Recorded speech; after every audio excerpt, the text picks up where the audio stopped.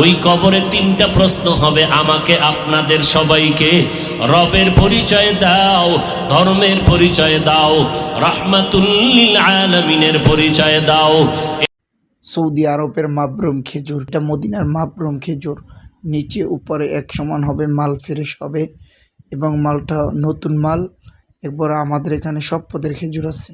ঠিকানা বাইতুল মুকাররম, জিপিও দ্বিতীয় গেট, বাইতুল মুকাররম, ঢাকা। আমাদের এখানে আছে সুক্কারি, সোগাই, আজোয়া, মাবরুম, মাশরুক, আলজেরিয়া, তিনিশিয়া, ফরিদা, মেঘজোয়েল, আম্বার, সকল পদের খেজুর আছে। ওই কবরে তিনটা প্রশ্ন হবে আমাকে আপনাদের সবাইকে। রবের পরিচয় দাও, ধর্মের পরিচয় দাও, রাহমাতুল লিল আলামিনের পরিচয় দাও। এই তিনটা প্রশ্নের জবাব যারা দিতে পারবে তাদের কবর হবে জান্নাতের বাগান। কারা পারবে?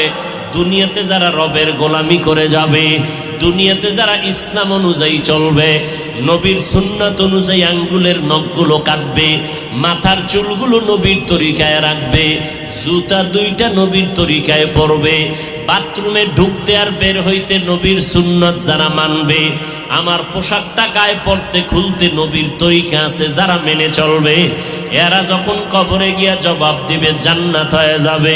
কিন্তু আপনি আমি চিন্তা করেন, রবের গোলামি কি পরিমাণ করেছি, আল্লাহর দ্বীন ইসলাম কি পরিমাণ মেনে চলেছি, অথচ এক বেলার নামাজও পড়তে পারি না, মা বাবার খেদমত করিয়া তো দোয়াও নিতে পারি নাই। মা বাবায় শুধু আমার কথায় রাগ করে, কষ্ট পায়, আমার ব্যবহারে আব্বা আম্মা কষ্ট পায়।